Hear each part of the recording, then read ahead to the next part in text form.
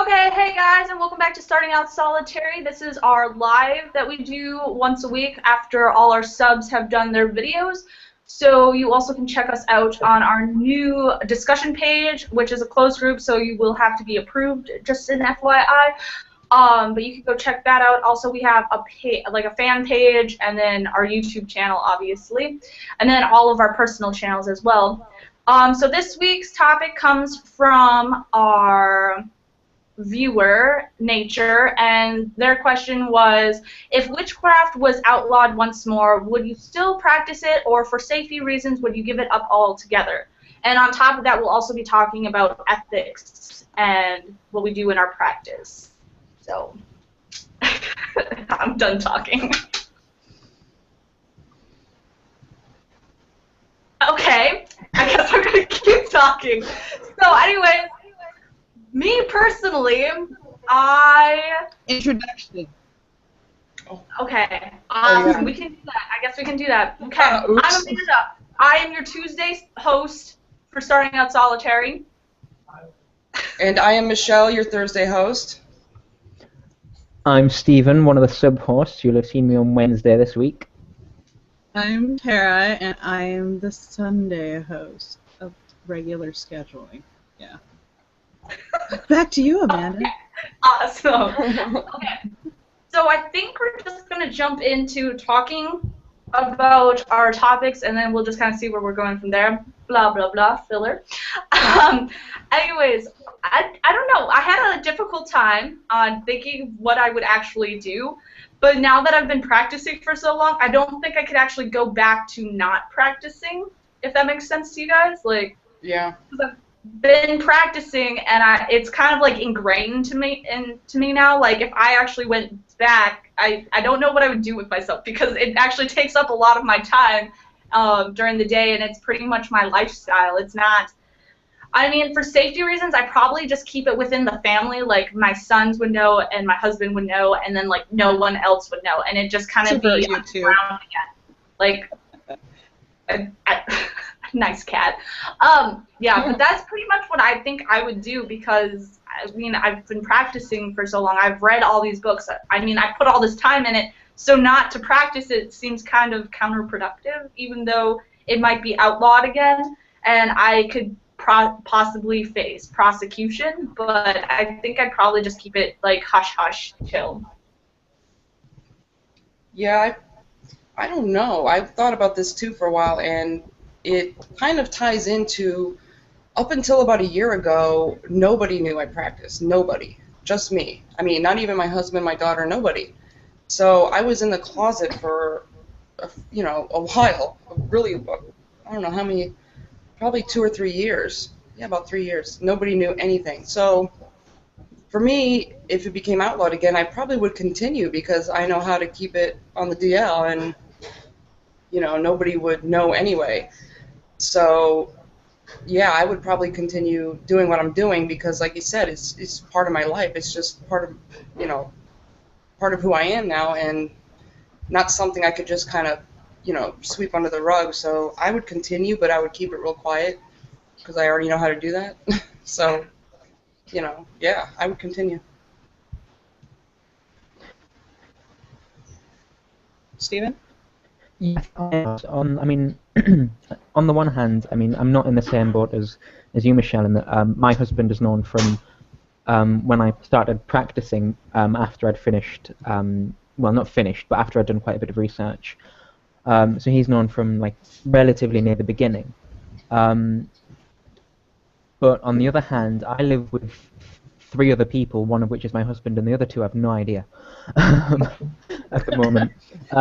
So it's just a case of I know how to keep it under wraps. And plus, about 90% of what I do is just meditation, because I live with people who don't have any idea and probably wouldn't be exactly open to it.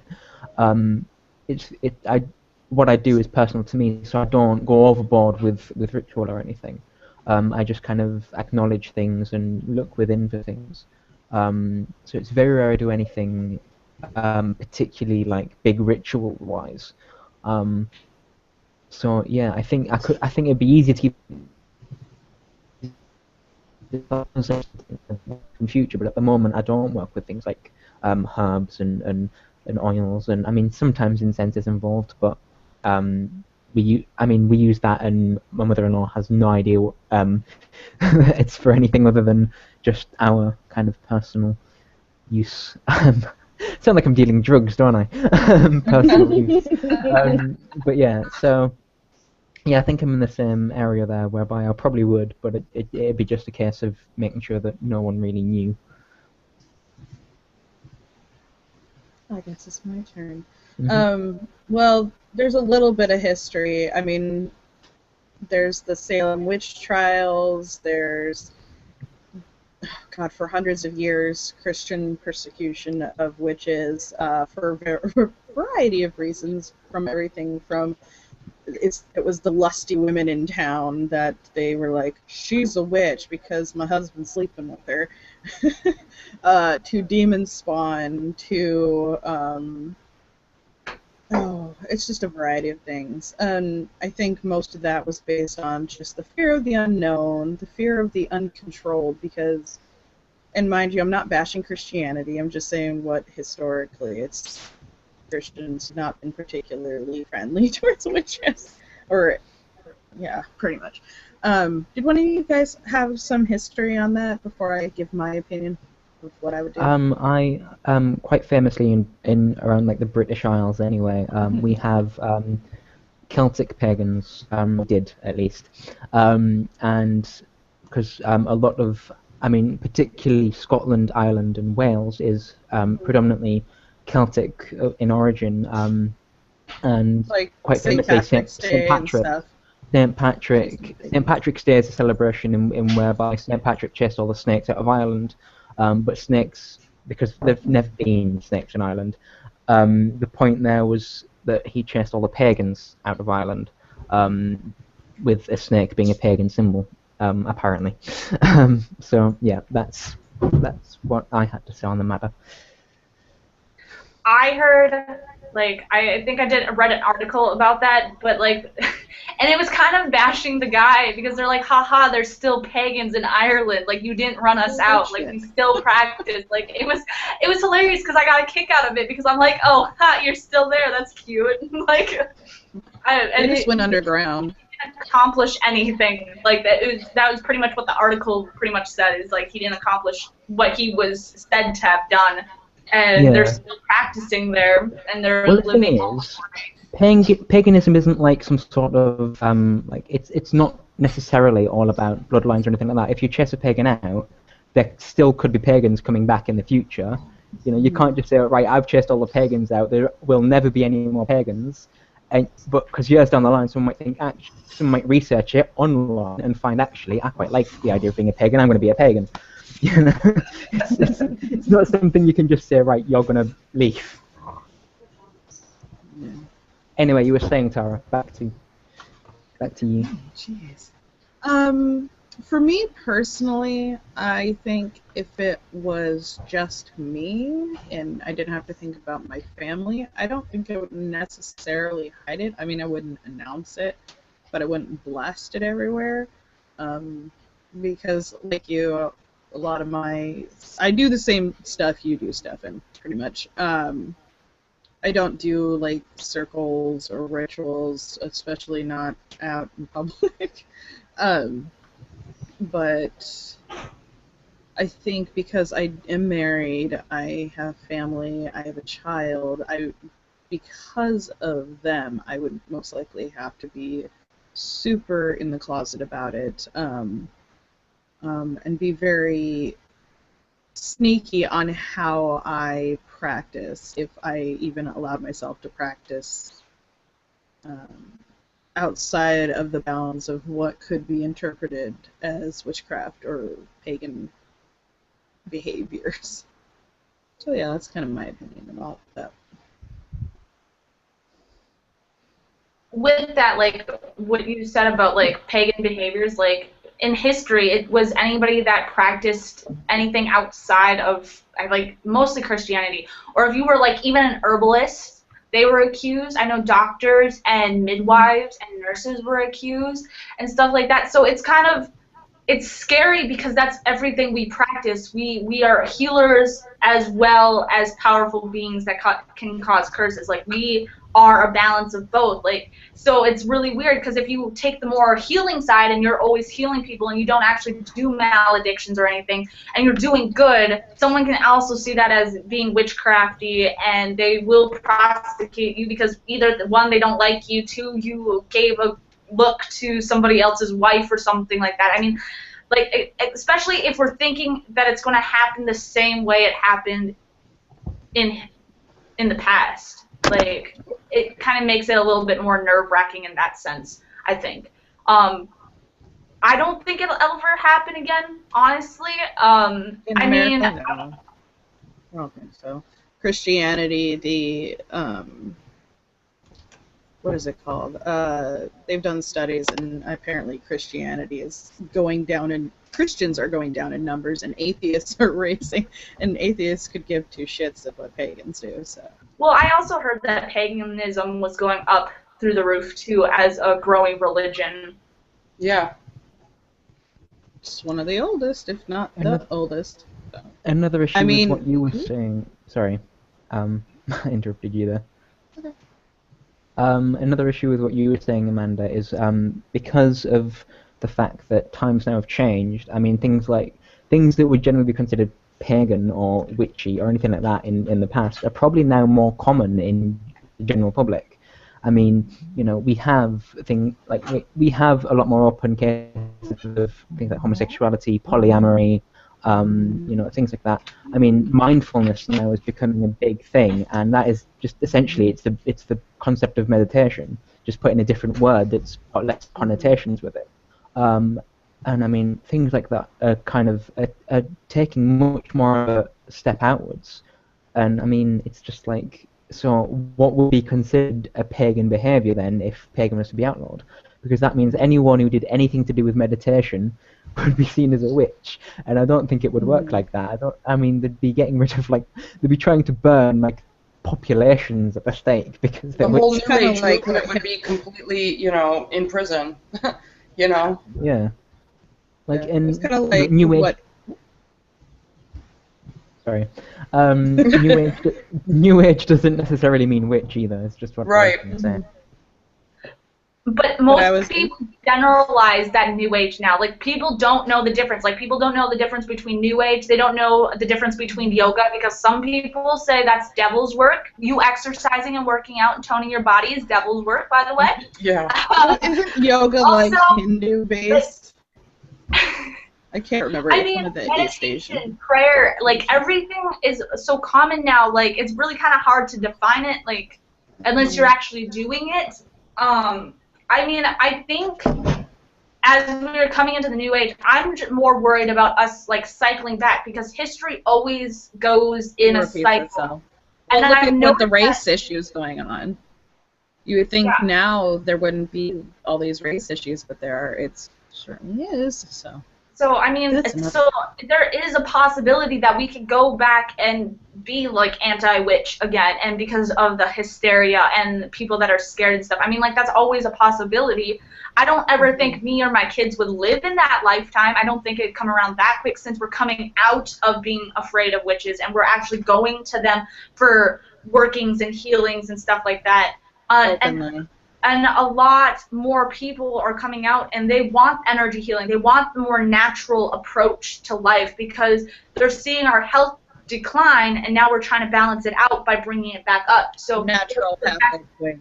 So what's the best way to do that? Go natural. Go see a herbalist, someone that's in energy workings and stuff like that for healing and stuff like that. A lot more people are doing it, and I was really shocked. My grandma is 62 years old or something like that, and she goes and gets Reiki done, and I'm I never would have expected her to be one of those people that were into that natural healing type work. You'd be surprised with what grandparents are and were into. They just had to be very private about their interest. Yeah, they seem to be a lot more private. Oh yeah. Well, it's not just physical issues as well. It's a lot of mental health issues are solved by things like meditation and like it's the mindset of something is helping me. It's not.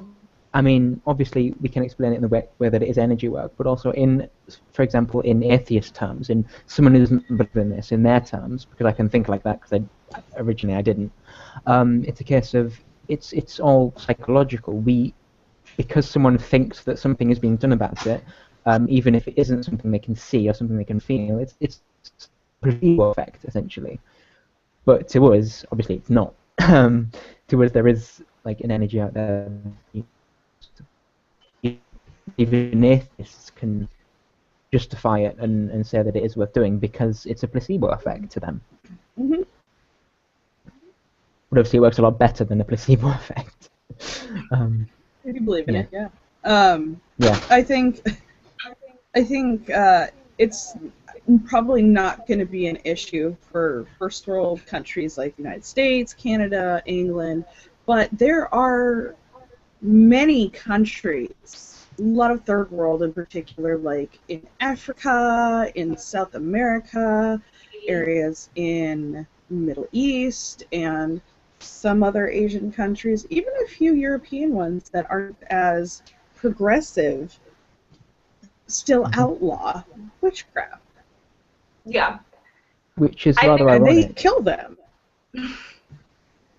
It's rather ironic because it's areas like that where a lot of things like tribes with like like you see the kind of stereotypical ideas of like witch doctors and shamans and things like that, and that's actually where a lot of that originated in those kind of areas. And you find that it's a bit odd that that in areas like that they have shamans, but illegal it's such an issue. witchcraft.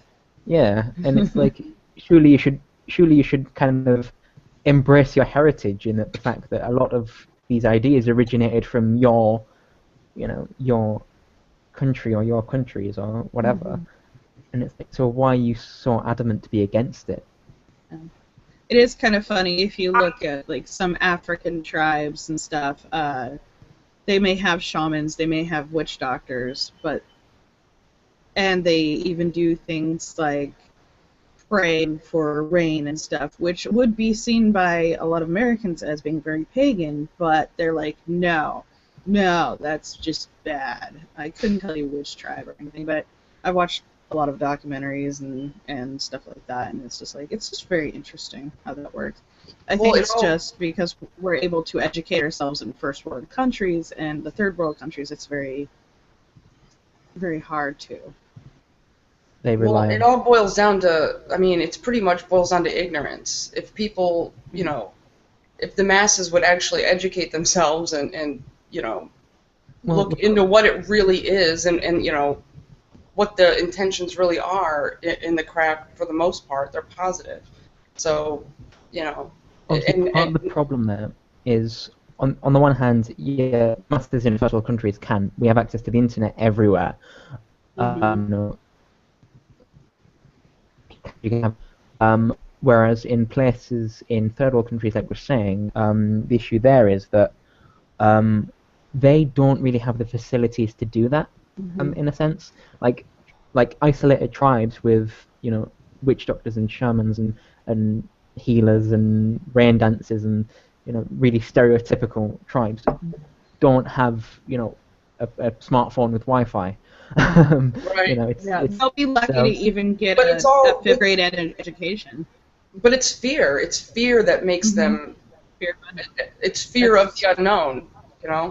Always goes back to that, regardless if it's first world or third world country. Right. Everything. Racism, homophobia, everything like that is fear of the unknown and things that people don't understand. Everyone is scared of things they don't understand. Yeah. Well, I say everyone, not everyone, but generally, when people are racist or homophobic or they act out, they are scared of something they don't understand. And phobia rather than a different term which might be more correct, in a sense. Okay, so do we have any questions in Q&A or comment section or anything? No, we don't. But for our awesome 3 viewers that are here, if you have any questions, if you're watching on Google Hangouts, we do have the Q&A open. So, and we're also watching on YouTube. So if you leave a comment or if you want us to answer a question, we will totally answer that for you, because we'll be able to see it. So going on with you guys. Stefan was gonna say. I was just going to say I'm following the YouTube page, so. Yeah, and I'm on the Q&A, so got you. I will see any comments. Yeah. Okay. But to like, sorry, I had to like, obviously move to a different area. To go on. Never mind. I totally just lost my train of thought right there. Poof. Well, I was gonna say, like, I think it's really funny. You can change a word. Like, I was watching on Facebook, they had like memes like, oh, the moment you say pagan, everyone's like, oh yeah, cool, you're pagan. But the moment you say witch, you're like, shit, don't talk to her, that's bad. So I think it's really funny that you can change the context of a word. Like, you could be a shaman or an energy healer and be a witch, but if you just say, oh, I'm just an energy healer, people will be like, oh yeah, you're awesome, that's just great, you know. Even in Christianity, there's energy healing, and it's not looked down on as much. They're healers, yeah. Well, that was a word I really had to like. That was a word I really had to explain to like my family. Like the first time they heard the word witch, they looked at me like I was crazy. Like, you know, and I live in a house with Christian people and people who were brought up in Christian homes, which I wasn't. So, I had to explain, look, this is all it means, and this is what it means. It's nothing bad. It's, you need to get the TV shit out of your head, and, It's not Sabrina the Teenage Witch or The Craft. Right, exactly. I've got to admit, the first time I heard the word Wiccan, I was, 13 maybe? And it was a friend of a friend mentioned that she was a Wiccan because someone was saying well, my friend was telling her that she had an issue with some guy, which is really ironic. But this girl was like, oh, I'm a Wiccan, I can curse them if you want me to. And I was just sat there like, I don't understand these words. I don't understand what she's telling her. Does not compute. And that's it was literally just a case of what, but I didn't say anything at the time because I don't want to insult her or anything. And then I looked into it, and a few years later, I was talking to a friend, and because I thought this was rather cool, this thing that I'd stumbled upon, and a friend of mine was saying something, and I was saying, and I was saying, oh well, you can't cross me because I've got a friend who's a Wiccan and she can curse you, and he's just like, what? No. And then I kind of explained to him what it was, and he's just like, oh, okay, yeah, sure, okay, fair enough. He's looking at me as if I was probably insane.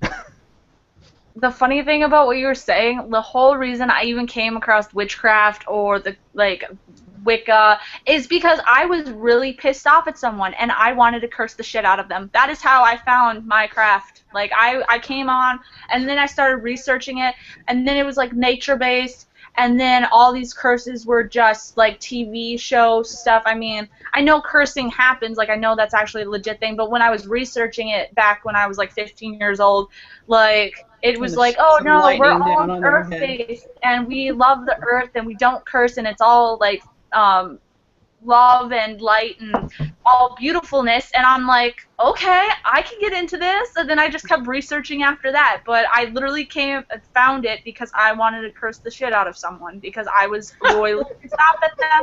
They wrecked my life at school, and I was like, hell, I'll make sure you don't do that again. Teenagers should not play with fire.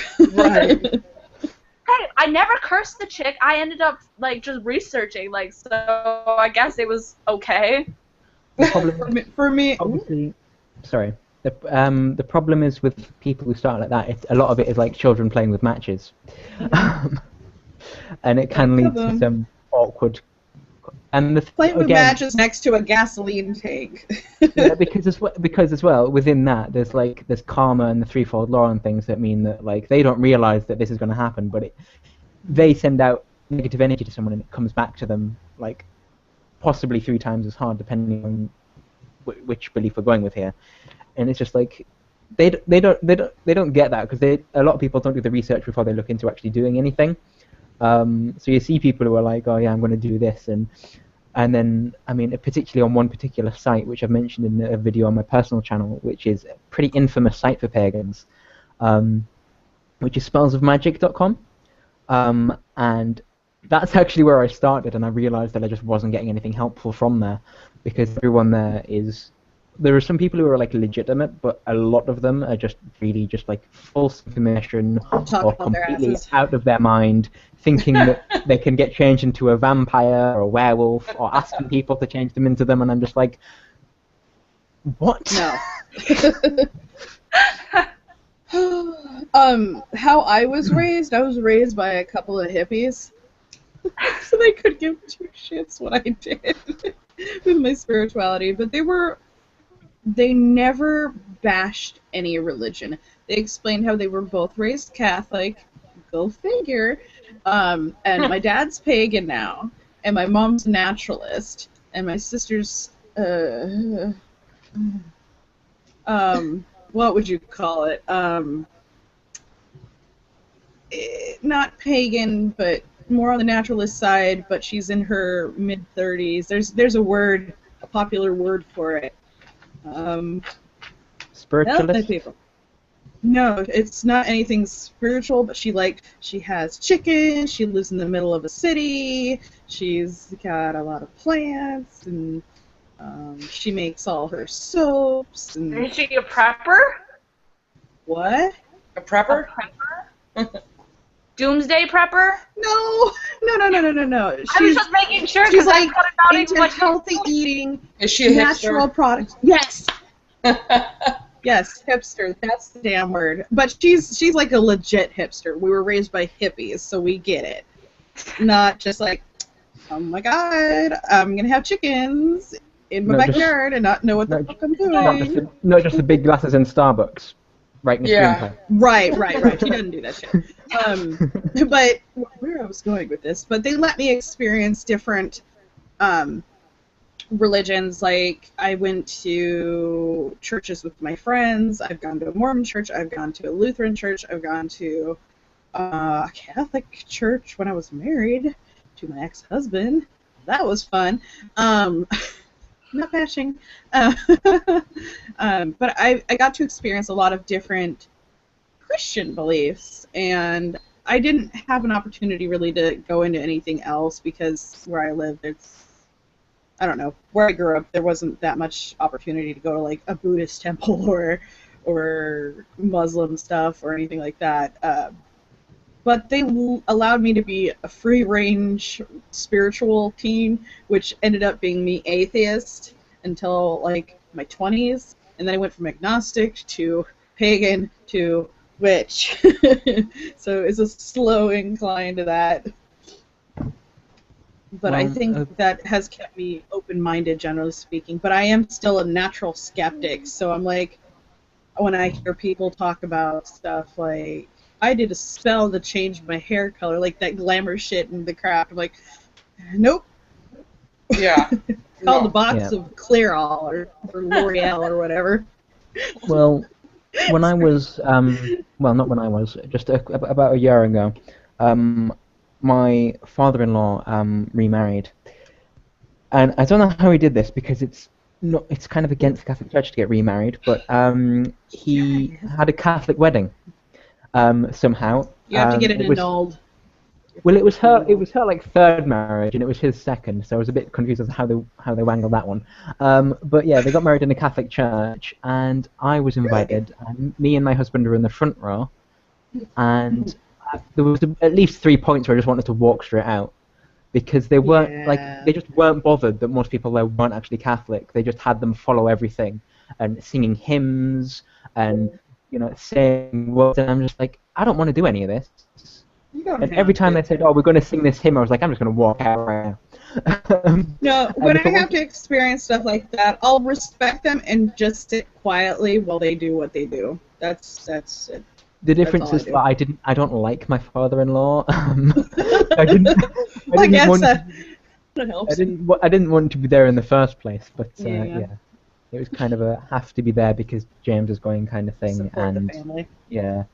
And then him sort of just like, and the thing is, he was in the exact same boat. I mean, he is really anti-Christianity, like to the point where he's debating whether or not he wants to stop saying "God bless you" when people sneeze. Just say "excuse you." That's what I do. Well, I say "bless you" because it's how I was brought up, but I don't say the God in front of it. I just say "bless you," and he does the same thing. But he's like, I'm not sure I want to say that anymore because I'm really anti-Christian. Must be like, Oh, just taking both out. Yeah. my brother-in-law just got back, so yeah. All right. Did Michelle or Amanda? Did you have anything else to add to this part of the discussion? Nope, I think we pretty much covered it. Unless we have questions from our awesome viewers right now, we'll answer those on anything that you have a question on, I guess. And if you guys can't hear us, let us know. And we'll yeah, you can totally be talking to us in the Q&A. You don't have to be like chill about it.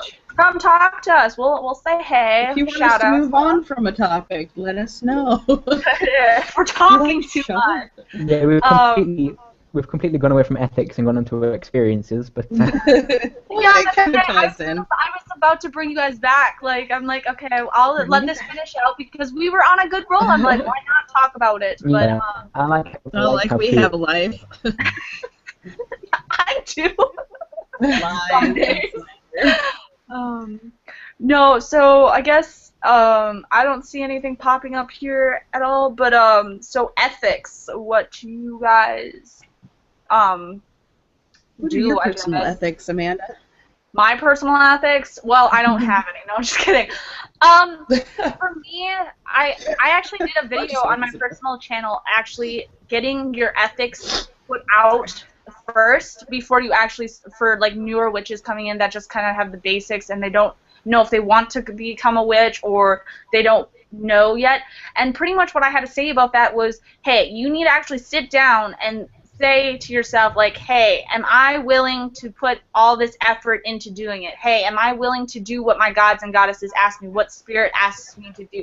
And how far will I go for my family and stuff like that? Like, I personally think that I also read it out of a book too, but I agree with that. That's something you needed to do, and I didn't do that when I first started, and I was just like, fuck it! And I was like, and then it just messed me up. It really did, because I would sway so much. Like, I talked about that in my video as well. Like, someone would be like, oh, you're supposed to do your craft like this. I'm like, oh, okay, yeah, that's cool. And then someone else would be like, oh, no, you're really supposed to do influenced. Oh, okay. So I never had my own opinion until just recently. Like, within the last year, I finally, like, started to stable out, and I'd be like, nope, this is how I do my craft.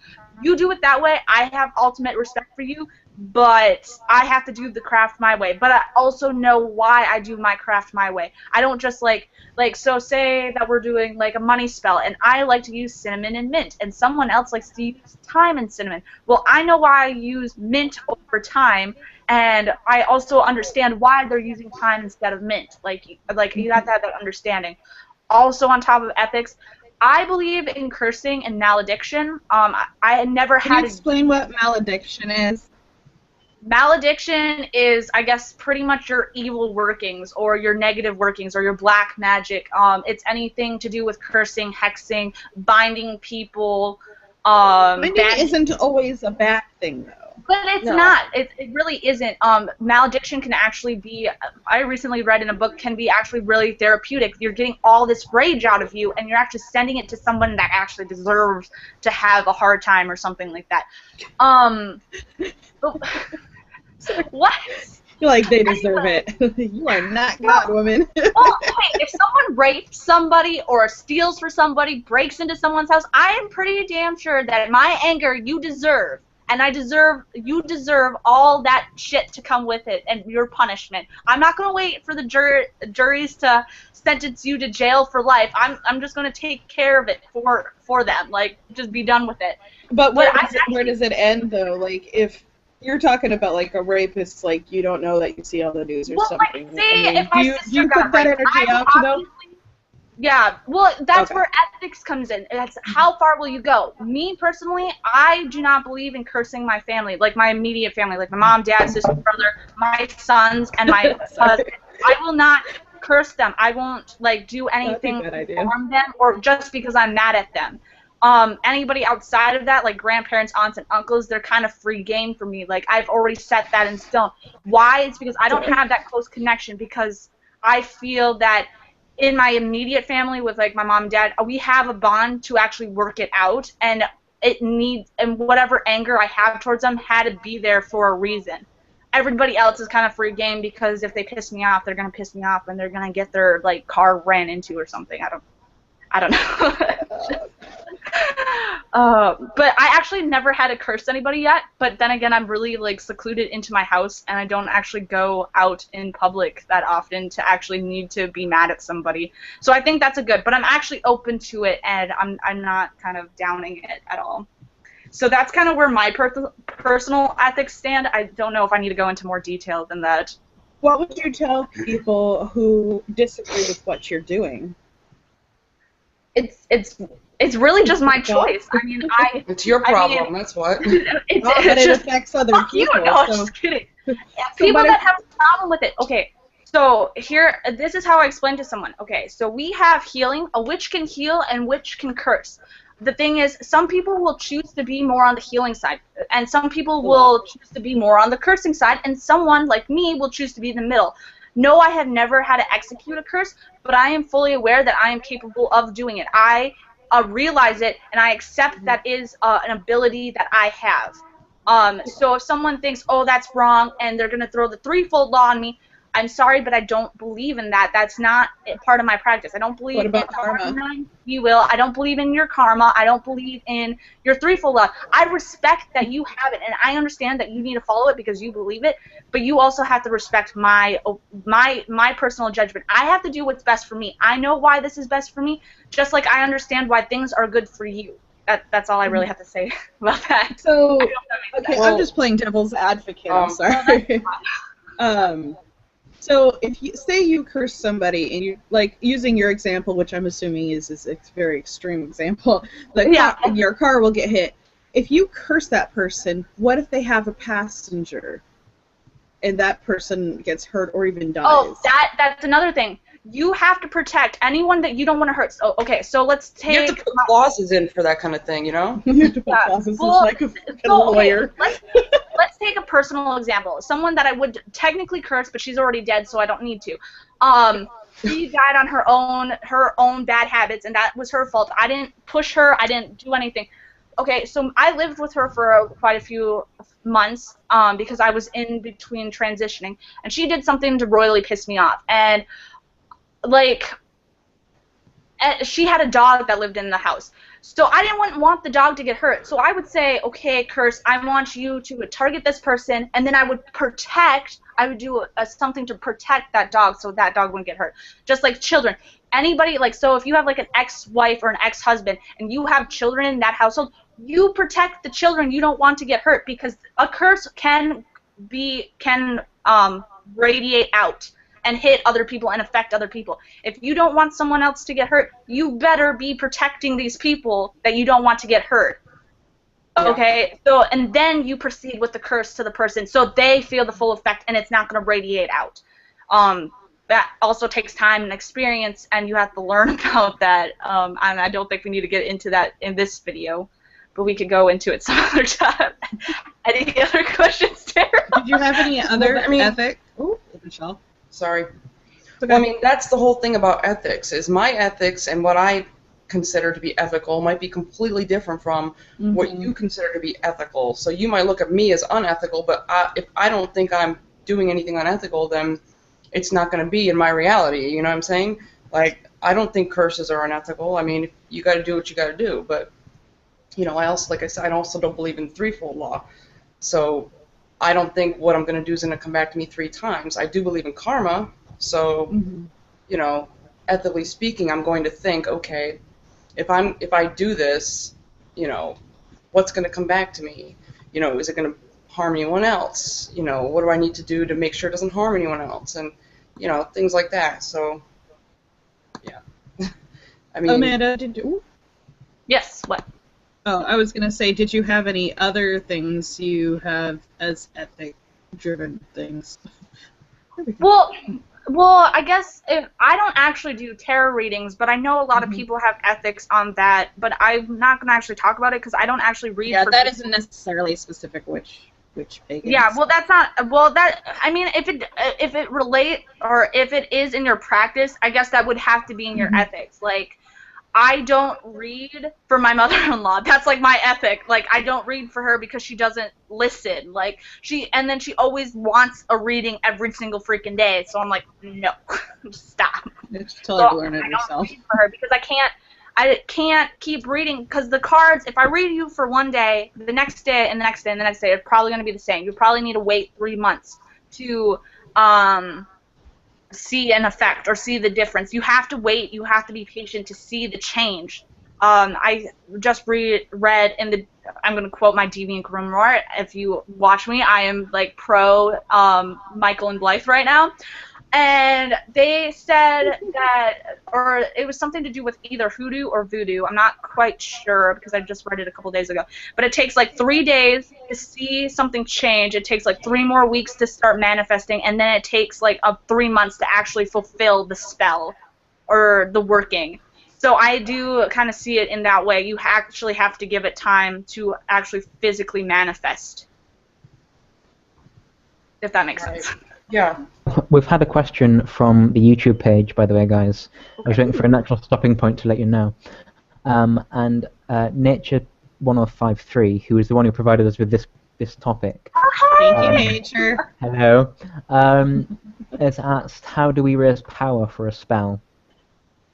Sorry, what was that? How do we raise power for a spell? Raise power? I'm assuming we'll cover that. Like Will we energy. cover that in this? Yeah. We can cover that now if you guys want Yeah, to. we can cover it now. Okay.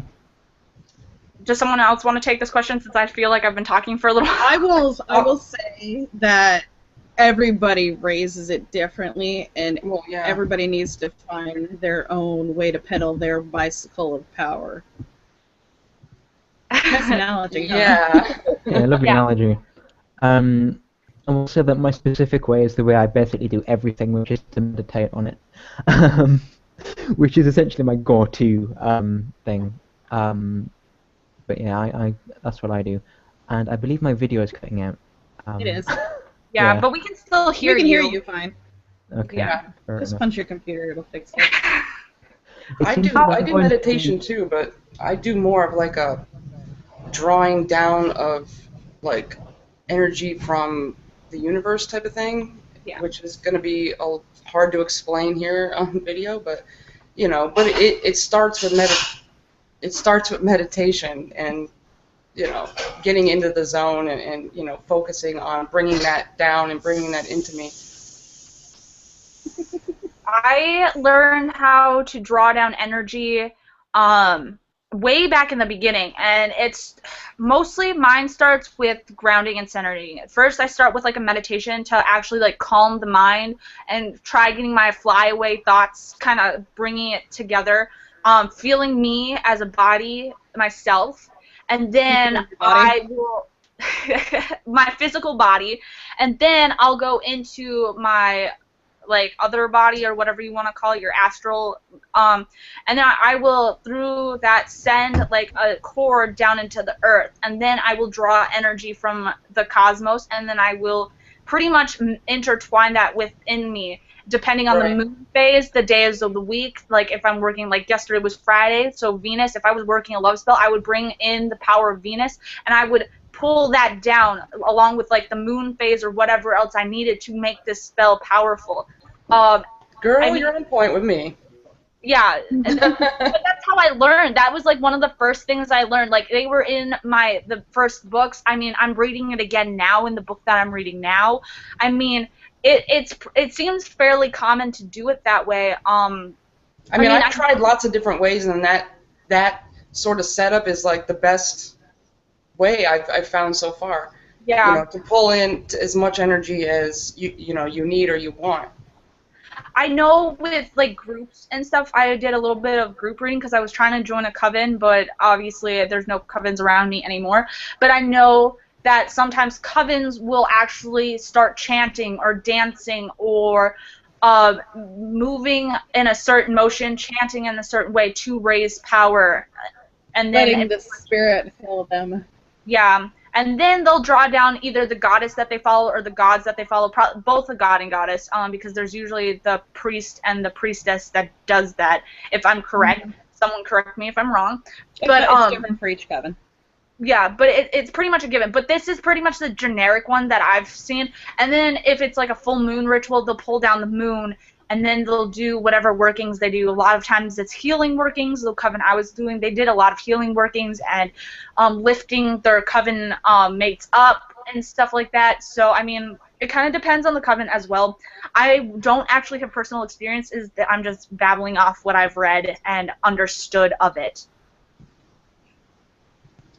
That sounds about right. Is Steven still there? Yes, I am. Okay, you're just a voice right now. We've had a couple of other questions. Going I could answer to, the other one. Did you answer? Sorry. Did you answer the energy stuff that you do? I did, yeah. Did you want to add something to? Okay. I'll let you go then. Fine. For me, I'm not very elaborate. I don't call it drawing down anything. If anything, I would be more visualizing picking up kind of from the earth, if that makes sense. Yeah. Does that make sense? Okay. Yeah. But again, it's more like the meditation, focusing of the energies. Sorry, I think I see fairies in the corner of my eye. Yeah. You get like little movements and there's nothing there. I hate that. Sorry. That totally screwed with my train of thought. But yeah, it's mostly like meditation. Like when I'm, what I do, it's with like my crystals. I hold them and just sit there with them, and then just kind of just open myself to feel the energy from them. I don't really do rituals. I don't really do elaborate spells or anything like that, or what would be considered a spell, generally speaking. But yeah, mine's pretty simple, and it's all self-focused, if that makes sense. Like, other than maybe like healing thoughts and energies being put out there. Other than that, I do something called, it's kind of a new agey thing, but it works really well, and it's called like the cosmic flush, and it's, you do it through meditation, but, it's really you're flushing yourself with cosmic energy, and right. It pretty much overloads you with energy, and, when I first found this technique, I thought, yeah, right, whatever, and I did it, and it's so simple, but it's so freaking powerful. That's what I've been doing ever since is this technique called the cosmic flush, and the energy is unreal. So, but you'll have to talk to me about how you do that later. Yeah, it's really freaking awesome. Okay, Stefan, back to you. Okay, so we've got a couple more questions, and yeah, my video is still cutting out, and I'm tried fixing it, and it's not helping. Okay. So. We've got two questions. One is going back to curses and protecting people, but I've said that we're probably going to answer that in another time because we mentioned that before, unless you want to go over it now. And that was, how would you protect people around the curse, let's say children, if they're dependent on the curse? It just seems like there's always going to be collateral damage because we tend not to be alone. Well, I think Amanda covered that pretty well. I think she basically answered that. I think we all kind of agree with that. Well, break it down, like what you would do to the person you're protecting. You would put like your protective shielding around them. Like if they can't do it on their own, you put your protective shieldings, the protective barriers. You give them sachets or amulets or something that will protect them, and it specifically to protect them from the curse. Like you give them something to say, hey, this is going to protect you, or you can just give them into it as jewelry. If it's a sachet, stick it under their pillow or something that they'll be near all the time. I mean, it kind of have to be confident about your working too. If you're cursing, if you're not confident in it and protecting others while you're doing, don't do it. Right. Yeah. Simple as that. And you can't always give someone something. You probably want to research like a whole bunch and get confident in it and start small. Practice. Like your simple hex, like say you go to the store, like the other day I had I don't know what is wrong with people where I live, but they were rude. You know the coolers next to Walmart, in Walmart when you're in the lanes? Well, I'm standing next to the cooler with my kids and stuff like that. Some guy literally comes in and pushes me out with my cart and my children while my husband's trying to load all my groceries up onto the conveyor belt. He pushes me aside, doesn't say excuse me, and grabs a whole bunch of pop, turns and talks to his wife, and then says, "You need to move." Oh, Whoa, that was no. That was no. I'm like, you were in my personal space. I didn't even do the curse. My son did the curse. I don't even think he knew. He shot like freaking arrows. I felt it because they penetrated through me and went to this guy and all of a sudden you watched him hit his heart and he just like kind of collapsed. Like my son was crazy. He was royally mad that I don't even think my son even knows because he's only almost 2. But he literally penetrated through me. It didn't even affect me. I just knew I could feel the energy going through me and hitting that guy right behind me. Oh, my son was so mad. You have to teach your kid how to reel that in. He's so young. He English and starts to speak, and I mean he understands basic things like he needs water or goes to the bathroom or something, but he will have to be trained because this could be potentially horrible. I would highly suggest be like, when you feel that be like, you know how you feel when you're angry, and you ask him questions because that's the best way to understand it. A lot of people don't know that they can do that. You don't have to totally see it. You know, you don't have to call yourself anything. If you have that much pent-up emotion or that much rage or anger, and you just direct it somewhere or whatever, you know, that can affect people, whether you want it to or not, you know? Like with the poltergeist kind of stuff, when people have, like, cabinets like opening and shutting with no reason. A lot of people have a theory that it's the person's energy. Right. Yeah. Well, back to what I was saying. I didn't get affected by those like deadly dart arrows my son sent out. He protected me. Even though it had to go through me to get to the person because it had to be a direct contact, he protected me. He put something in front of me. He put his energy to say, "You do not affect this person." I mean, he had no idea what he was doing. He's 2 years old, and I can't believe that happened. But that guy literally, like, collapsed. And, like, me and my husband were like, oh, we got to get out of here, dude. Like, but, no, like, if you have enough emotions and stuff like that, you can protect them. It can be as simple as, like, a shielding, a block, and specifically meant to keep that curse from affecting them.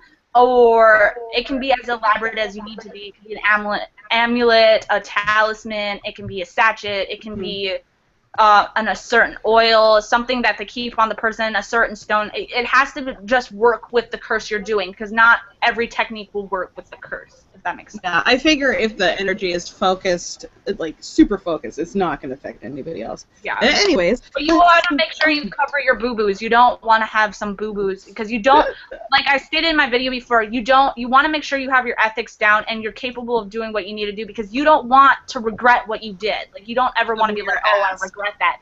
Or you at least want to try preventing regretting something. I mean, I don't know if that's an edible to actually have regrets or something like that, but you do want to prevent that. You don't want to actually do something on purpose to be regretful of it, if that makes sense.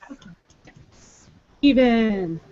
We've had another question, and it was, do we use circles for workings?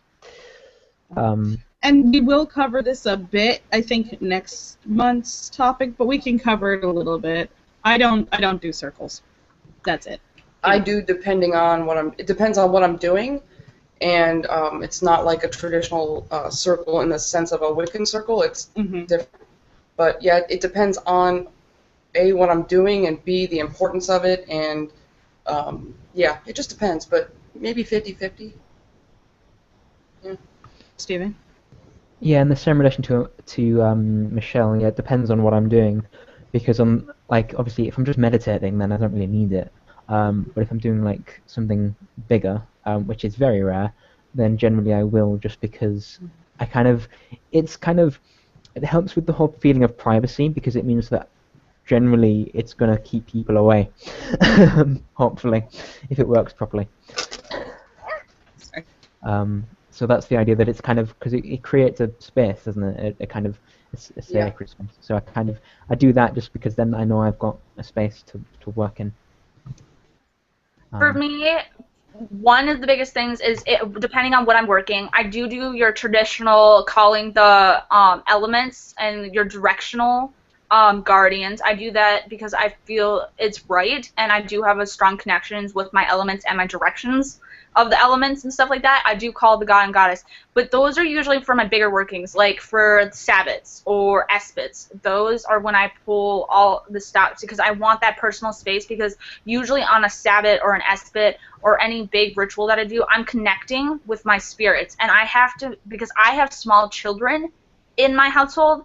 If I'm pulling that much energy and as many deities or spirits that I'm pulling into, I have to make sure my kids are safe from it, because I might, even though I'm pulling in my deities that I know that won't hurt my children, I might accidentally, something might slip through the veil with them, like something nasty that I don't want my kids to get attached. And my altar space is set up in my bedroom that I share with my youngest son, and he's the most susceptible to the energies, and he knows when I light candles because he starts stirring in bed, like even if I have a circle up. So that's something I do just as a protection measure for my kids, especially since I live in close quarters with them. But if I'm doing just like a simple money spell, and I'm not really, if I'm only working with like herb spirits or the crystal spirits that I work with or my divinational tools, I won't actually pull up a huge circle. My circle actually comes from my working candle, but I program my working candle to do that for me. It's a small, simple circle of light that goes around me, above me and below me, that makes a spherical shape, and it's not as elaborate or as strong as my circle that I cast when I cast for my bigger rituals. If that makes sense. Yep. Mm-hmm. Was there any other questions, Steven? No, that's it at the moment, but I think we need to go back to ethics. Yeah. I think, Michelle, you were touched on a little bit. Was that all you had? Where were we? You were talking about, as far as about, like, well, as far as ethics are concerned for me,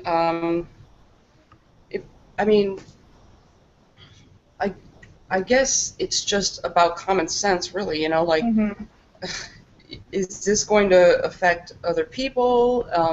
If so, do I want that to happen? Again, I don't believe in threefold laws. I believe in karma. If I'm going to do a lot of nasty stuff, I'm going to expect nasty things to come back to me. And same thing with good things. So, when it comes to ethics, like, especially with, like, negative things like cursing or hexing, that's something I sit and I think about, and I weigh the pros and cons. I'll write out, who could it affect, and I'll make a tree of sorts of, like, possible people it may or may not affect, and then I make my decision based on, okay, is this really what I want to do? Because I've only done that a handful of times. I'm not, running around cursing people, but you gotta, take into consideration, like, is this going to hurt or bother or hurt anybody, innocent bystander?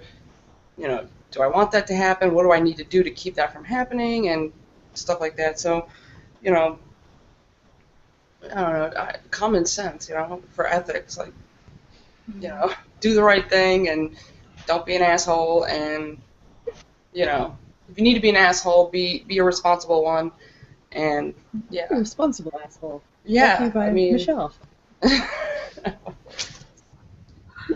Well, you have to when you're in the craft. You have to be responsible. You have to have common sense. You have to have respect for other people. At the same time, you have to take care of your own shit. Yeah, like, even when it comes to communing with nature and being out in nature, if I take something, if I'm taking from, I'm going to give back. I'm not going to take something without leaving something. You know what I'm saying? To me, that's a form of being ethical. You don't just take. You need to give. Like, if I'm taking, stones or something from, a tree or that's fallen, or something, or the graveyard or a bank or things like that. You just say take something from a bank. Well, well, yeah, I have a funny story about that because when I was trying to get some bank dirt, I got caught, and normal people don't know what you're doing when you're sitting there with a container trying to put dirt in it in front of the bank. With all their security cameras. You gotta be a little bit more slick than that, Michelle. Well, I didn't. I looked around. I'm like, all right, I'm good. That's something that points out that you're being suspicious is looking around. Don't even look around or don't move your head. Just eyeball it. Well, I was generally alone, but then I'm just sitting. I'm trying to be quick about it, and this guy. Is there something I can help you with? And I'm crouched down on the ground. The guy's looking at me like I'm out of my mind. I'm like, no. And I had made these I haven't made any in a while, but I used to make these salt dough they are the shape of a coin, but you can kind of put things in them. So when they hardened, it was like a tiny little bowl, kind of. Really small, the size of a quarter. And so I would make a couple of those, and I had some herbs I would put in it. I would leave that. That was, depending on what I was taking or where I was at, depended on what I put in it to leave as an offering. So, I'm waiting for this guy to walk away so I can, leave what I want to leave, and oh my God. I'm glad I got a lot because I didn't go back there for a long time. I have a funny story to go along with that. I was in the park, and it was, last fall, and I was picking up acorns. And I actually have my acorns, sitting here. I have jars of acorns that I picked up. And I'm sitting out there with the park with my kids and my husband, and we're just picking up acorns. We have bags. We're carrying bags of acorns. And this lady stops and is like, oh, my God, what are you doing? I'm like, oh, I have... fall's coming around, Thanksgiving, I'm making wreaths for the family, for gifts. And she's like, oh, that sounds really cool. I'll have to come back when you're done and do that. That's, my husband's like, why didn't you just tell her you were grabbing it for fertility spells? And I'm like, most people wouldn't get that. She'd give you the look. Oh, I'm a witch. I'm going to do a fertility spell with these and be all hunky-dory. She'd probably be calling 911, be like, you need to come arrest this bitch. You could just say for a craft, and that could be twofold. A literal craft and a witchcraft. All right, I just told her I was making something. Sand from the beach, because I live, I'm in Florida. Mm-hmm. The beach is 10 minutes from my house. Sand. I'm not paying for sand. I'm gonna go get free sand. Yeah, same here in Washington. Although a lot of unless we go to the ocean, it's mostly rock. But anyway, Stephen, how about your ethics? My Let's move on to ethics. In the same way that Michelle does, in a sense, I don't believe in the threefold law, but I do believe in karma. But I find that sometimes karma isn't quite enough. Because some people are there are people out there who are really terrible, and they just get a little bit of bad stuff back, and it's just that does not even out. And there's one time when I really believe that I did curse someone, but not on purpose. I didn't actually do a ritual to do it. It just happened because I wanted so badly for bad stuff to happen to this person, and it did. And I mean, it wasn't something I'd done directly because obviously I know that I wouldn't have gone to such lengths. But I mean, I had a. I'm going to do I was going to do inverted commas there, but I realised you can't see me.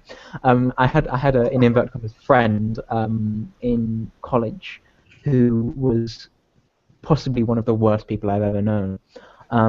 And she was, it was once overheard her telling her boyfriend that, one of our friends should just commit suicide. And, I mean, she betrayed trusts and caused a lot of issues. And in the second year of college, I found out that her dad had problems and he was going blind. And I mean, this obviously isn't something that I would have done, or anything like that. I'm not a sociopath. Yeah, he was going blind, and he had a small amount of vision left in his eye. He was getting frustrated, and he was taking a lot of his anger on her. And I think that's where it got to the fact that I realised that I'd done something. It was the fact that she had become the kind of focal point for his frustration. I'd basically just painted a big red target on her and set her loose. I think is what I did. But again, it was completely accidental. It was just the fact that I disliked her so much. It just came out in kind of waves. And I mean, she ended up having a few issues because of it. But like, I wouldn't do that on a normal basis. I'd just let karma deal with what it has to deal with. But there are certain people where it's just like, you're not getting dealt with sufficiently. I need to step in here. I need to be kind of a force of justice, because we have the ability to do that. And although we can't abuse that power, it is something that we can do. And it's just knowing what things are used for and how not to abuse. What do we have? Okay. My turn? Yes. Okay. So, again, with the karma is what I believe rather than the threefold law. But in my mind, I kind of see them as the same thing. I don't curse or hex, but I don't know. I wouldn't say I wouldn't do it, just I don't do it.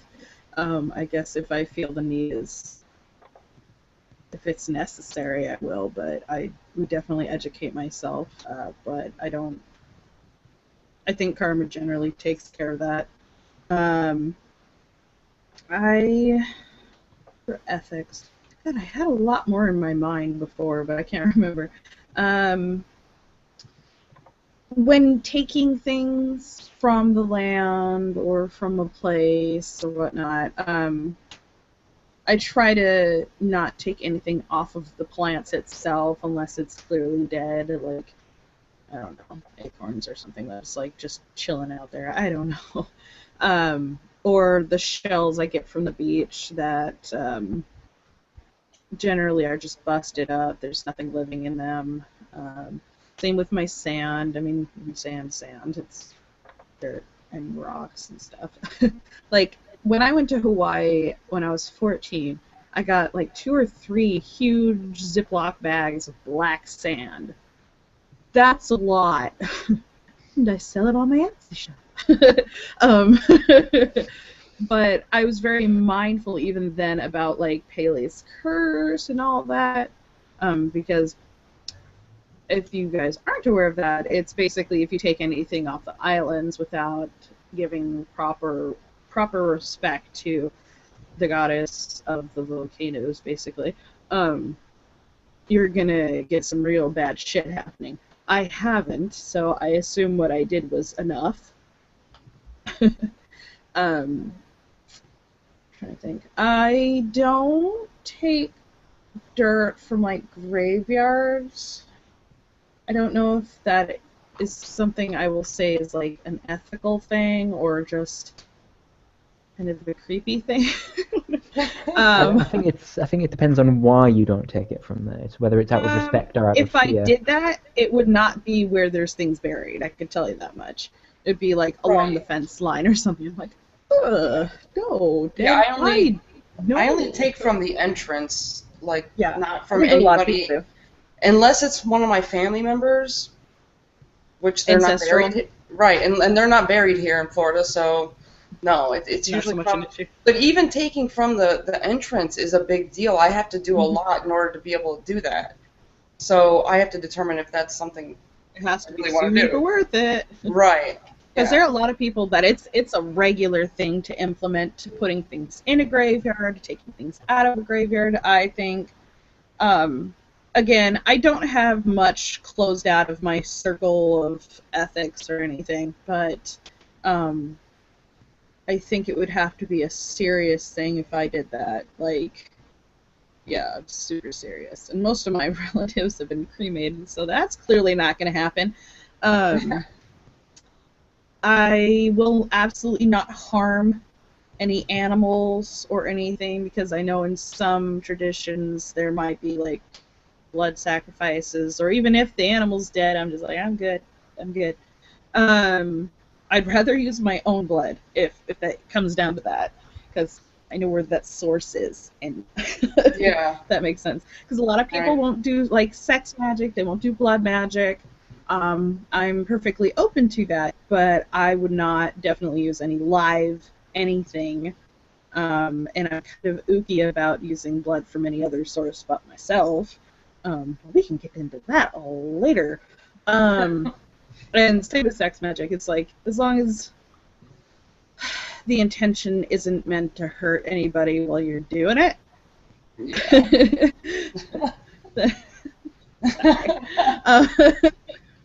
then it's whatever.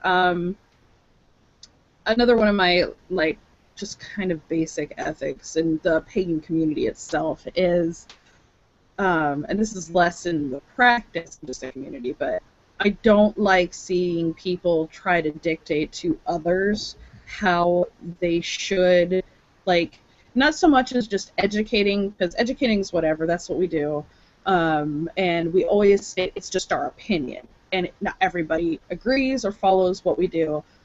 That's fine. But when people are like, this is the way, this is what you have to do, you absolutely can't deviate from it, and you are wrong, or a bad person, or a bad pagan if you do these things, that shit irritates the fuck out of me. Anybody who talks like that, I don't, no, goodbye. No. What was it? I had a conversation with a couple of witches, or I don't remember who exactly, but I think they were witches. And they pretty much stated, I'm like, if you're going to be a finger waggler at people, then you might as well, finger waggler. You might as well have stayed in Christianity, because that's pretty much what we left. A lot of us left there for, because we were getting it's an every community, sadly. And everyone, and then, well, I kind of felt bad because, not to put like Wiccans on the spot, a lot of, not the ones that have actually done it and are like legit, like the people that kind of claim it and haven't done anything are like, oh, the threefold law, naughty, and we're like, cool. That's what you believe, not what I believe. Like, and that's cool. That's okay. There's like a respect between. And I think going on from that, it's part of paganism to understand that other people's views are different to yours. Mm-hmm. And I think the people that don't realise that are also the people who haven't done enough research and things like that, a lot of it. I'm not saying that there aren't people who have done the research and are kind of knowledgeable who don't, like, and I'm not saying that everyone who has done the research doesn't, wag the finger and say, no, you shouldn't be doing that, you shouldn't be doing that, you should be doing exactly what I'm saying. And there are people who are a bit like that. But what is the case is you find that generally people who tell you that you shouldn't be doing something are people who are what my husband would call armchair enthusiasts.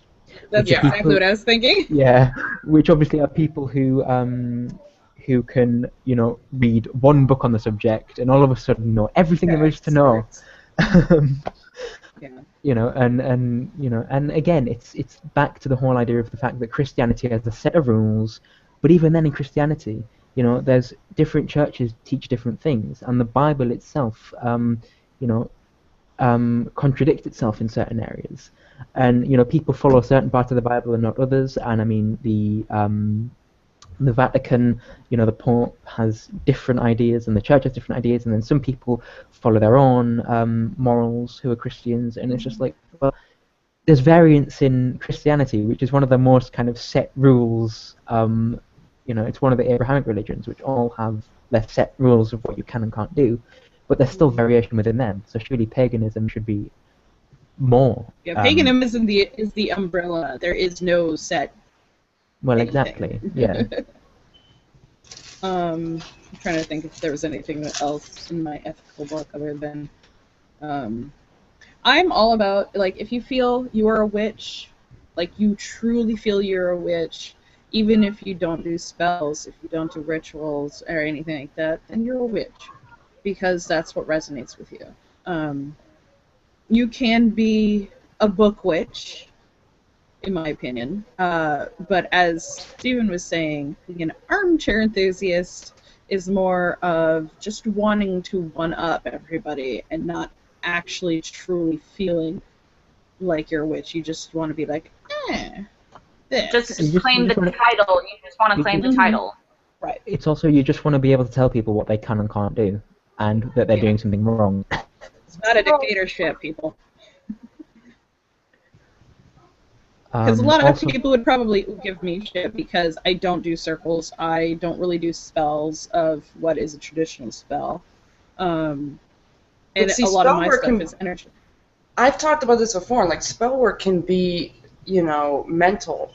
And a lot of people don't understand that. I'm mental. I mean, no, really. I mean, but No, I have a different opinion. I have the opinion of if you're not doing spell work, I mean, that's part of that's what witchcraft is. You know, I mean, and if you're not doing that, I'm not sure what you want to call yourself, but I wouldn't call you a witch. But on the other hand, it could be very simple. It doesn't have to be all this stuff. You can meditate. Like a cauldron of shit. And that, right. I mean, like, your spell work can be in your mind. It could be mental and you know, during meditation. And that's a lot what mine is because that's what intention is your thoughts. If you're putting your intentions out there, that's thoughts are energy, and it's, to me, it's another form of spell work, whether you do it one way or another, you know?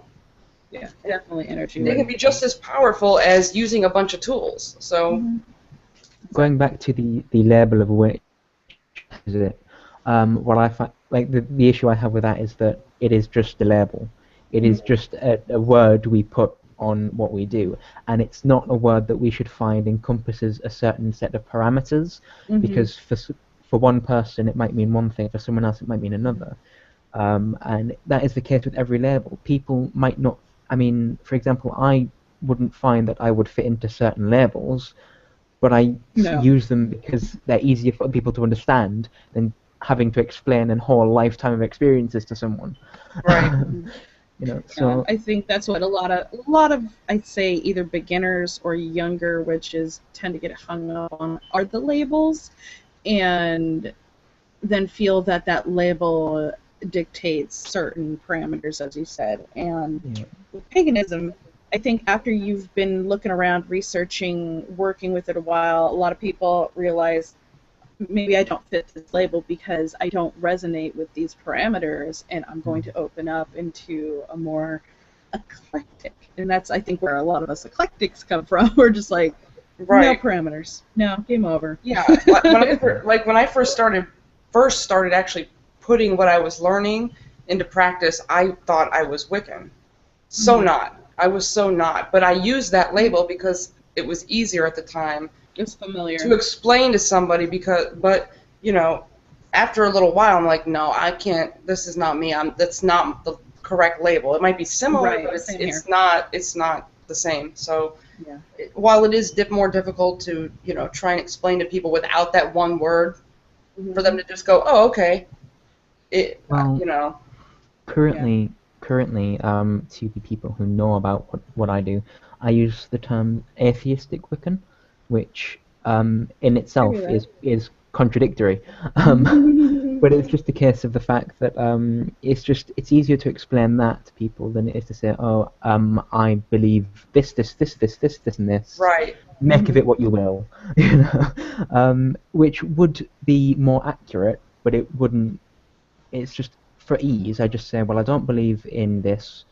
I don't believe in God and Goddess, but I do believe in the other elements of to an extent, and therefore I'm an atheistic Wiccan because I believe in this energy rather than a God and Goddess, which, in my mind, that's what I believe. That's what I believe too. But I've been the goddesses and gods are more symbols. Right, and I've been leaning more towards, and I did a video on this, cosmic witchcraft, because I tend to pull more from the cosmos and the universe and that kind of energy. I don't do God and Goddess. I don't. To me, that's a little too Christian for me, and I just don't do it. And it doesn't resonate with me.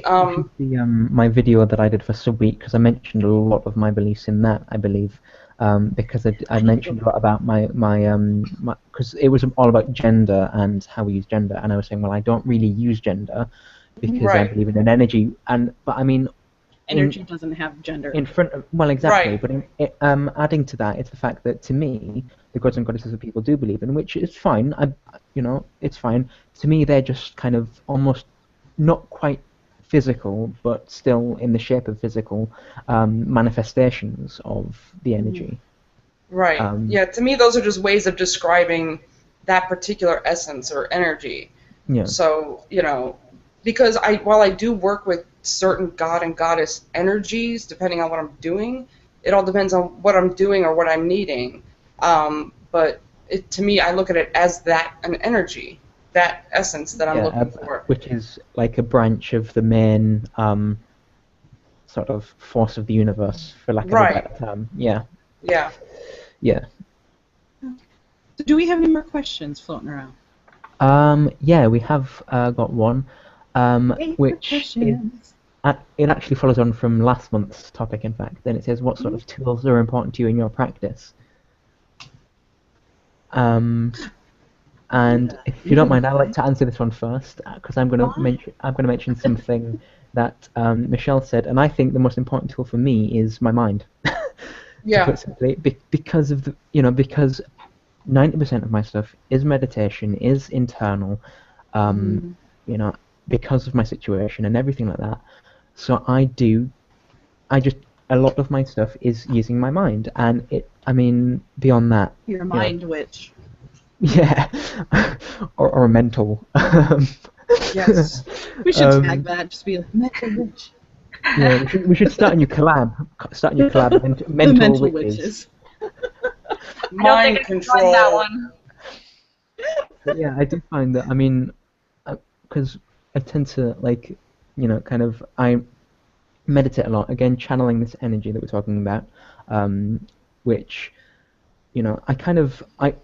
my belief in this solidified when I looked into Reiki, and I haven't actually on that, but I've looked into it and studied it, and, it is energy work, and that kind of solidified it for me, the fact that, energy work means there has to be energy involved, so it can't all be gods and goddesses. So then I kind of molded my belief around that slightly. It was already there, because I thought, well, there's things that I think can stem from this energy, which is like, emotions and gravity and stuff like that. But yeah, most important tool for me is my mind. So, who's next? Amanda. All right. Oh, Amanda, fine. I'll go. Quiet. Well, because my beliefs are really, really, when it comes to like your mental or your mind craft and your like meditation, I am so not in that realm. Like, I am so I'm like the outsider of the group right now when you start talking like that. I understand where you're coming from and stuff like that, but I need my tools, because I see myself, even though I'm a witch and I'm a powerful being, I am human. My intent, my energy itself is limited to what I'm capable of doing. Like, I have an expiration date. If I run for a mile, I'm probably going to be freaking tired at the end. Same thing with my work. If I put out all my personal energy, I'm going to be exhausted. I use my tools know your limits. Because I use my tools. I use the god and goddess. I use spirits. I talk to spirits and stuff like that. I use my herbs, elements, and their energy and stuff. I have to pull them in, because my intent, my power, being human, is very limited. And to make it powerful, to make it beyond spectacular, to be something of greatness, I have to pull in all this stuff. So I need my tools, because my herbs have spirits. I honest to God believe they have spirits. They have someone governing over plants. Some of their energy. Yeah, they give energy. It's just like my crystals. They are a beautiful form of rock formations, and they have an energy that is beyond amazing. I pull from these things because it helps my spells and stuff like that. And I always contact these like beings and being like, help me. I'm doing this working. This is what I need you to do. I need you guys to come together. This is what we're doing, is pretty much. And I obviously have a lot more respect for that than just being like, do this, this, this, and this. But it's trying to find something that works together, because, like I said before, someone might use thyme and cinnamon, but I'll use mint and cinnamon instead, because there's a combination that works, because it has to mesh with my energy on top of these elements working together. and that's how I become potent. I can't just do it based off my mind. If I'm doing a meditation or something or trying to get guidance, yes, I will pull for myself, but that's where grounding comes in, and that's where pulling the cosmic energy is coming from. That's where pulling the moon's energy, like that. It's to be potent, and it's to not drain my personal source, because that personal source is what I live off of also, you know. So if I give that all up to everybody in the world and to my spell, I'm probably going to kill myself, is pretty much how I look at it. We weren't talking about using all of our energy. We all were talking about pulling in from the universe, because I think we would probably like completely drain ourselves if we were trying to use, like if I tried to use just my energy, that's not going to work. That's no. I was just about to say that exact same like thing. Misunderstanding while listening. But no, I like when you say Minecraft, because you know it sounds like Minecraft. No. Got 3 people on here who play that. I really didn't. So what do you consider your most important tool then?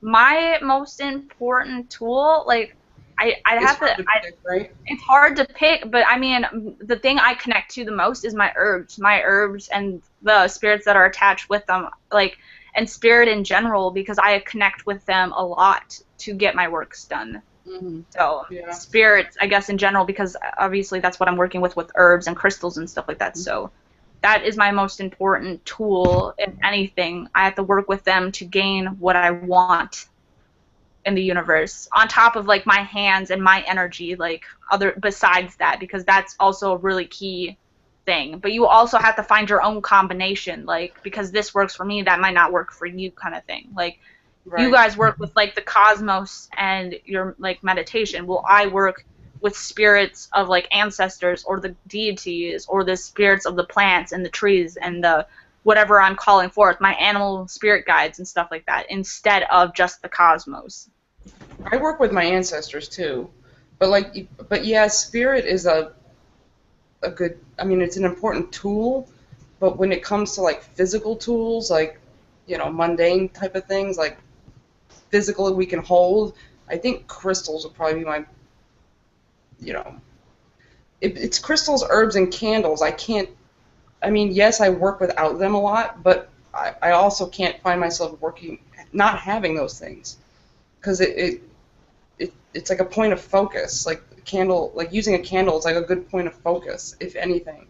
But yeah, I don't know. I mean, I don't believe they have spirits, but I believe they all have their own special energy and essence, and that's why I'm using them. Like, I need that energy, or I need that certain essence to do, you know, X, Y, and Z. And not using them, yeah, I do feel a little lost when I have nothing, but I need to get something done. But yeah, I think definitely crystals. And yeah, herbs. I can't pick just one. I'm definitely on the herb bandwagon, like, because I'm trying to also be an herbalist. So herbs are kind of like my thing. Like, I throwing books at you. Yeah, I try and use them. I try and use them for more than just the craft. Like, I try and use them for health and wellness and things like that. They're very useful. Look up Susan Weed in her videos. She's really, I really like her. But yeah, because I use it daily. Like, herbs are daily. That's like my daily like practice, pretty much. Like, every morning I wake up and I drink echinacea tea. Before I go to bed, I drink chamomile and lavender. Like, that's my like ritual to get up in the morning. It's like my coffee for the day. It's like my sedative for at night and stuff like that. But herbs, like, my husband thinks I'm crazy, but I talk to my rosemary plant. It tells me when it wants to be watered. It tells me so many green thumbs that aren't even pagan who do that, because I believe there has been them good energy. Yeah. I believe there's been studies that have proven that like music and talking to your plants does enhance stuff. Yeah. Yeah. But and like the thing is, to me, that's my, like, I talk to my rosemary plant. That also is my protection. And it gets mad at me and tells me to tell my husband to stop smoking on the patio because it's choking it out. Like, I can feel it being like I'll be inside reading a book, doing whatever. My husband will be out smoking. And then all of a sudden I hear, like, in the outside. And I'm like, oh, my poor plant. My poor plant. And I feel bad. And then I go out and I tend to it and I talk to it. But I mean, like, not only do I talk to my live plants, I actually talk to my herbs because I need them to work together. So you call me crazy or whatever, but that's what I do. No That's one's how I calling do my you crazy. stuff. Talking It's to whatever live, works for you, you know? I mean, talking to live plants does actually help them grow because there's the idea behind that is the carbon dioxide we breathe onto them, they take in and convert into food through photosynthesis, so it actually does help. yeah. Okay, brain explodes. Yeah, putting science with your witchcraft. Logic. All right. I do it for everything. It's fine. All right. Okay, I'm gonna pull out my psychology degree here, and I'm kind of curious of the ways we choose to practice, if it's like right brain or left brain, because Amanda practices very differently than, say, me, Michelle, and Steven seem to practice in other ways. It makes me wonder about that a little bit.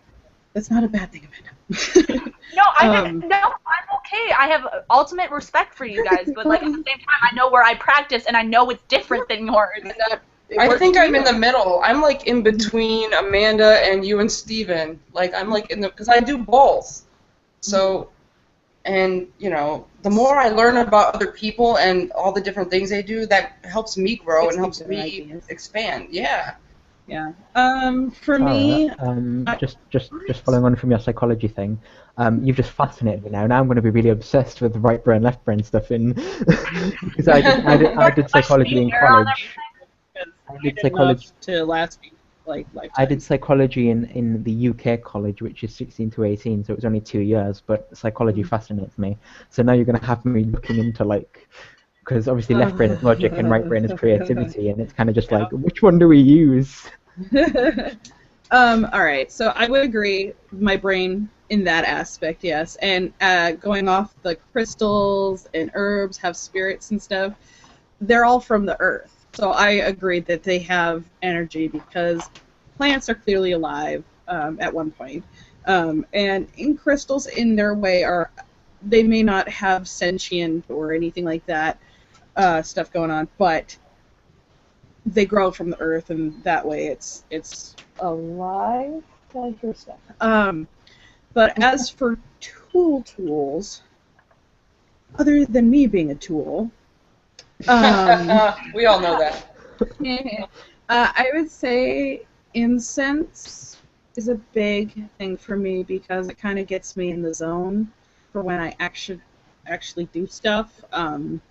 Particularly like working with crystals or my tarot cards and stuff.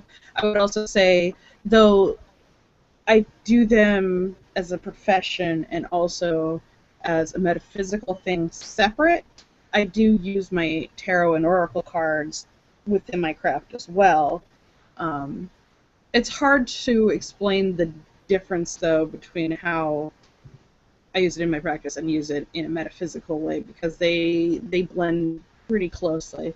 And I'm going to be currently getting some herbs from my parents and some plants. So I'm wanting to start doing the physical spell work. Being this whole year moving into our house, it's been very hectic to do anything physical. But now that we've pretty much settled in and I'm kind of trying to figure out what I want outside and stuff, they've gotten a bunch of sage and mint plants, a bunch of different mint plants. So Amanda, I may send you some. But even just my roses, I feel the goodies coming from them already. So even though they are kind of dying again, I need to trim them. I do not have a green thumb, even though I was raised by hippie green thumbers. But yeah, I think that's pretty much my tool stuff. And I will just say, if anybody else has a question, you better get them in now, because I think we're about to wrap up too. So, Yeah. Any last questions? There aren't any more on YouTube. You got any? Zilch and zero.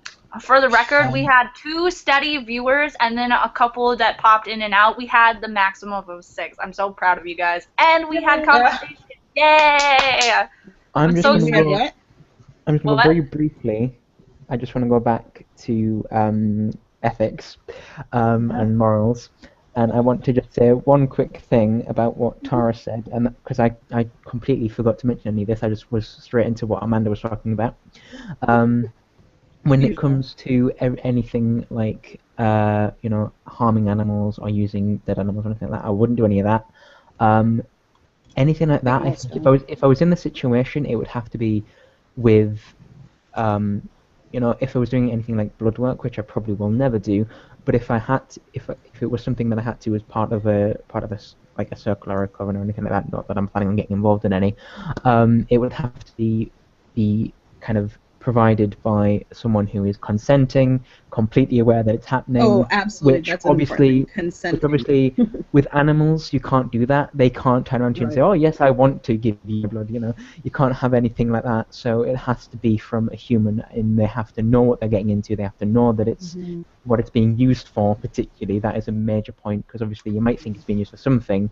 Especially and mind, we're not bashing those who do or anything like that. No, because not at all. I think we all four of us very much respect cultural differences, and there are some cultures who do animal sacrifices. But I'm talking about like the people who don't know what the fuck they're doing and are like, I'm gonna kill a chicken. Done. Yeah. Those who do animal sacrifices, they're taught very specifically in the tradition, and they are respecting the animals that they're killing, even though I personally would not do it, and I'm not going to bash them for doing it in their cultural I'll bash them because I'm so freaking far against that no. I don't really care. I don't really care if people think I'm an asshole, but I I will watch think people it or anything. But yeah, like, I can't even fathom how that's even fucking important. Like, no. Thank you. I will say there was a story over here in England whereby someone thought that a group of pagans had done a sacrifice of a sheep on a beach. It turned out to be completely untrue. The sheep was already dead when it was found, and they did like a. You know how like they have like no they did no it was like a almost like a ceremony to kind of send it on its way kind of thing and guide it onto whatever the next life is, which is kind of sweet in a way, and it's probably the only way I would get involved with a dead animal. Right. And I did it myself once when I freaked out and killed a spider and then felt really guilty. I'm sorry, I don't feel guilty for killing bugs. I don't like them. Sorry. It was when I was first getting into paganism, and I'm just like, right, okay. Well, I mean, people think I'm weird because I have skulls in my house. Like, I have... Oh, I do too. 1, 2, 3, 4. I have like 5 or 6 different animal skulls, all from like a big, giant wild pig to raccoons to... But I don't have them because I think it's morbidly, fascinating. Yeah, it's because I'm honoring those animals and their spirits, and we're trying to give them respect. Are you vegetarian? Yeah. I can't remember. Oh. Yeah. And is that part of the tradition, or just your own personal health choice? What do you mean, being vegetarian? No, that was a personal health choice. Okay. And morals and ethics and yeah. It implements into the conversation. Yeah. Okay. I can respect that. Any more comments, queries, questions, or are we ready to wrap up? I think we're done. Because I think God, what, an hour and a half? Yeah. Just a little bit. On for a decent amount of time. Oh, yeah. But, I think you have the notes for the I actually don't have one. them pulled up, but I'm pretty sure it's June 27th is the next one that we will go live at. If I remember correctly, but it's probably, unless it's stated otherwise, it's going to be after our sub week, and sub week is posted like a week before we even go live, and we'll keep you up to date on our pages. So make sure you go like and subscribe to our YouTube channel and our Facebook pages, both our community page and our discussion group, which is a closed group that I've discussed before, but almost anybody can get into it. We don't really exclude, unless you fit a certain qualification of being excluded. Like if your profile just got made like 2 days before you actually joined us. Or you're a clear drama horror, which we are not a fan of. Yeah. Like, if we know that you're like a robot, if you're watching robots, you're not allowed in. No, I'm just kidding.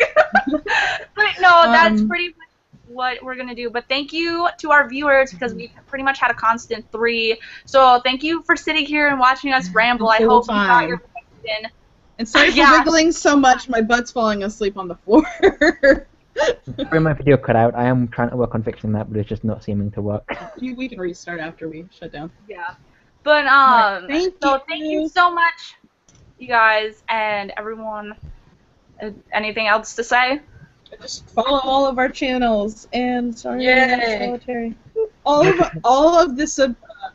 of the regular and sub-hosts channels are listed on the main page on the right of Starting Out Solitary in that list of suggested channels to watch. Yeah. So go watch them all. So, Nature 1053 has really helped me. Remember when I was talking about the sheep? And I had an issue trying to find out the word I was trying to say. He or she has commented saying, "They release the sheep spirit to rest," and I'm just like, "Thank you. That's what I was trying to say." So yeah. Thank you, Nature, for the topic as well. We really appreciate it. And anybody else watching this, just leave a comment below if you want us to cover topics. And we try to incorporate topics into a full discussion, because one topic generally wouldn't be enough for an hour. But clearly we had to, and that went perfectly fine. So, yeah. I mean, there was a lot more from questions from our viewers, which is we want interaction. Most of which were provided by Nature, by the way, and one was provided by Yellow Psych. Provided another one. Cool. Thank you both. So, yeah, you're awesome. On each one, I've thanked them for asking the question. I've replied with just, we're answering this now. Thank you for asking. But I think that's good that we're interacting too. So we're going to close out here and stop rambling and stop thanking all you guys, because you know that we love and appreciate you. So until next time, you guys, bye.